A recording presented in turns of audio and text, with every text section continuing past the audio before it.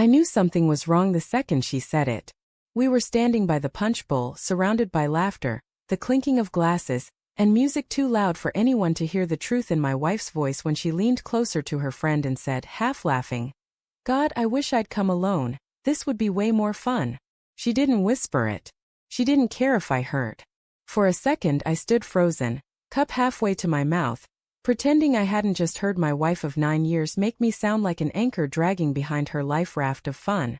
But the way her friend smirked and gave me that look, the kind that says, "You poor thing," burned more than her words. I set the cup down, my hand trembling slightly. "You okay?" I asked her, trying to keep my voice even. "Relax, Michael," she said, rolling her eyes. "It's a joke." But I'd seen her jokes before.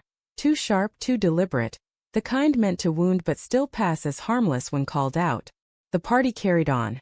People dancing, couples laughing, the usual small talk blending into background noise, but my night had already ended. The drive home was quiet. Too quiet. She hummed along to the radio, tapping her fingers on the door, completely unfazed. I stared at the road, my jaw clenched. "You're mad," she said finally. "No," I lied. "Just thinking." "About what?" "About how you said you wished you'd come alone." She sighed, exasperated. "Michael, it was a joke. You overthink everything." Maybe I did. Maybe that was my problem.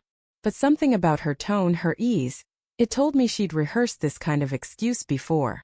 When we got home, she went straight to the bedroom, tossed her heels off and scrolled through her phone, grinning at whatever was on the screen. Probably memes. Or maybe text. I stood in the doorway, watching her laugh quietly at something I couldn't see, and for the first time in a long time, I felt like a guest in my own marriage. 2 weeks passed before I found the proof. It started with a name, Ethan. She mentioned him casually one night. "Oh, Ethan from work says we should all go hiking next weekend." I didn't think much of it. Until I noticed how her face lit up when she said his name. Then it was texts at odd hours. A new perfume. Extra care with her hair before leaving for late meetings. The signs were small, almost invisible, but once you start looking you can't stop. I told myself I was being paranoid, that I was reading too much into it, but deep down I knew. One night I asked, "You seeing someone else?" She froze just for a heartbeat, then scoffed. "Are you serious?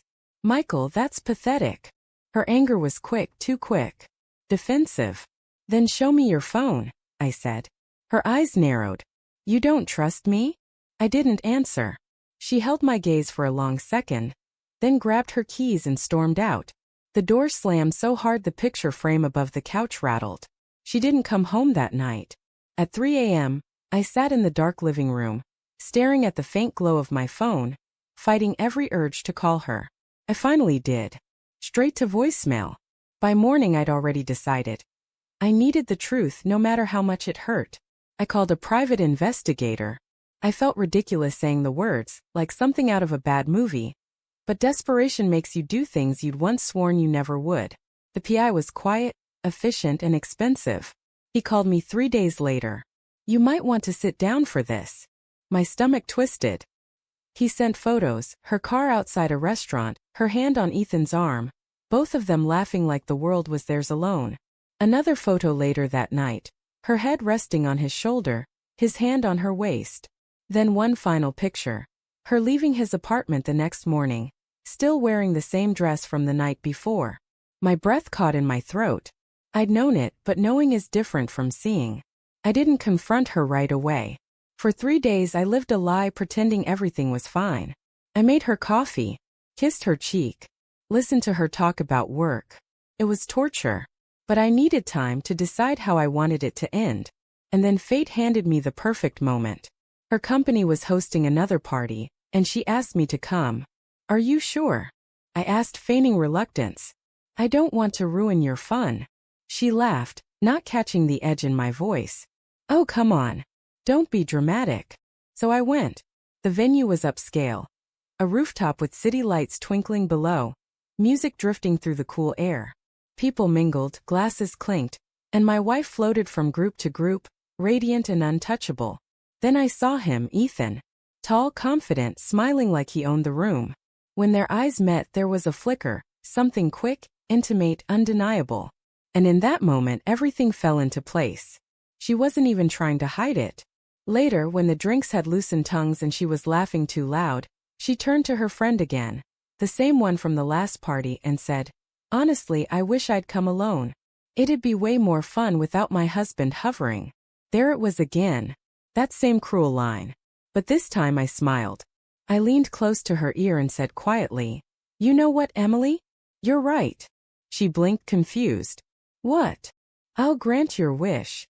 Before she could respond, I set my glass down and walked away. Out of the party. Out of the building. Out of us. She didn't call that night. Not the next morning either. By the time she finally showed up at home, suitcase in hand, I'd already packed mine. "Where are you going?" she demanded, her voice cracking. "Giving you what you wanted," I said calmly. "Freedom. Space. Fun. Whatever you call it." Tears welled in her eyes. "Michael, it wasn't." "Don't." I held up a hand. "You made your choice. You just thought I'd never make mine." She tried to follow me to the door, pleading, promising, crying. But I'd already stopped listening. Because once you've seen the truth, you can't unsee it. That night, I checked into a small motel on the edge of town. I lay on the stiff mattress staring at the ceiling, numb. 9 years. Gone. It wasn't just the betrayal. It was the way she'd made me question my own sanity, my worth. I replayed every laugh, every kiss, every late-night whisper, trying to figure out when it all had started to rot. Maybe it had been years ago. Maybe I'd been clinging to a ghost long before she ever met Ethan. And yet, somewhere beneath all that anger and heartbreak, a strange sense of calm began to settle in.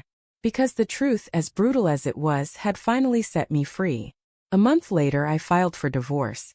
Emily didn't fight it. She cried in court, said she regretted everything. Maybe she did. Maybe she just regretted getting caught. I didn't stay to find out. When the papers were signed, I walked outside breathing in the sharp winter air.